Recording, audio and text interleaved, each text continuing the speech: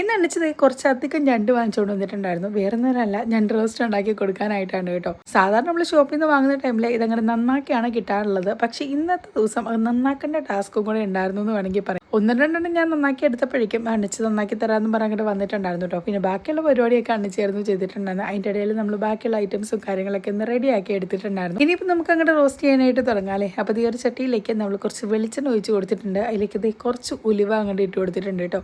അതൊന്ന് പൊട്ടി വന്നതിന് ശേഷം കുറച്ച് സവോളയും കറിവേപ്പിലയും കൂടെ ചേർത്ത് കൊടുത്ത് പയ്യെ ഒന്ന് വാട്ടിയെടുത്തിട്ടുണ്ടായിരുന്നു. ഈ ഒരു ടൈമിൽ കുറച്ച് പച്ചമുളക്, തക്കാളി, ചുവന്നുള്ളിയും വെളുത്തുള്ളിയും കൂടെ കൂടിയിട്ട് ചതച്ചെടുത്തുകൊണ്ട് ചേർത്ത് കൊടുത്തിട്ട് നന്നായിട്ട് തന്നെ അങ്ങോട്ട് വയറ്റി കൊടുക്കാം. ഇനിയിപ്പോൾ ഇതിലേക്കായിട്ട് നമ്മുടെ പൊടികളൊക്കെ അങ്ങോട്ട് ചേർത്ത് കൊടുക്കാനായിട്ട് പോവാണ്. അപ്പോൾ ആദ്യം തന്നെ ഇത് കുറച്ച് മുളക് പൊടി, മീറ്റ് മസാലപ്പൊടി, മഞ്ഞപ്പൊടി, കാശ്മീരി മുളക് പൊടി ഒക്കെ അങ്ങോട്ട് ഇട്ട് കൊടുത്തിട്ടുണ്ടായിരുന്നു. മീറ്റ് മസാലപ്പൊടിക്ക് ഇതിൽ എന്താ കാര്യം എന്നൊക്കെ ചിലർ അങ്ങോട്ട് ചോദിക്കുമായിരിക്കും. പക്ഷേ ഈ ഒരു മീറ്റിൻ്റെ സംഭവങ്ങൾ എന്തുണ്ടാക്കിയാലും ഞാൻ മീറ്റ് മസാലപ്പൊടി അങ്ങോട്ട് യൂസ് ചെയ്യാറുണ്ട് കേട്ടോ. ഒരു പ്രത്യേക ടേസ്റ്റ് ആണെന്ന് വേണമെങ്കിൽ പറയാം. സോ അതിന് ശേഷം നമ്മളിത് നമ്മുടെ ഞണ്ട് അങ്ങോട്ട് ഇട്ട് കൊടുത്തിട്ട് നല്ല രീതിയിൽ തന്നെ അങ്ങോട്ട് മിക്സ് ചെയ്തെടുക്കാം. ഈ ഒരു ടൈമിൽ നമ്മൾ ഉപ്പും കൂടെ അങ്ങോട്ട് ചേർത്ത് കൊടുത്തിട്ടുണ്ടായിരുന്നു. എല്ലാ ഭാഗത്തേക്കും നമ്മുടെ മസാലയൊക്കെ ഒന്ന് മിക്സ് ചെയ്ത് കൊടുത്തതിന് ശേഷം നമ്മൾ അതിലേക്ക് വേവാനായിട്ട് കുറച്ച് വെള്ളം കൂടെ അങ്ങനെ ഒഴിച്ചു കൊടുത്തിട്ടുണ്ടായിരുന്നു കേട്ടോ. മീഡിയം ഫ്ലെയിമിൽ വെച്ച് ഏകദേശം ഒരു 30 മിനിറ്റ് ഒക്കെ നമ്മുടെ ഞണ്ടൊന്ന് കുക്ക് ചെയ്ത് എടുത്തിട്ടുണ്ടായിരുന്നു കേട്ടോ. എന്നാലാണ് അതിനകത്ത് മീറ്റൊക്കെ അങ്ങോട്ട് സോഫ്റ്റ് ആയിട്ട് കിട്ടത്തുള്ളൂ. പിന്നെ ഒരു കാര്യം പറയാം കേട്ടോ, ഇതെന്റെ സ്വന്തം റെസിപ്പിയാണ്. അപ്പോൾ ട്രൈ ചെയ്ത് നോക്കിയിട്ട് ഫീഡ്ബാക്ക് അറിയിക്കാം.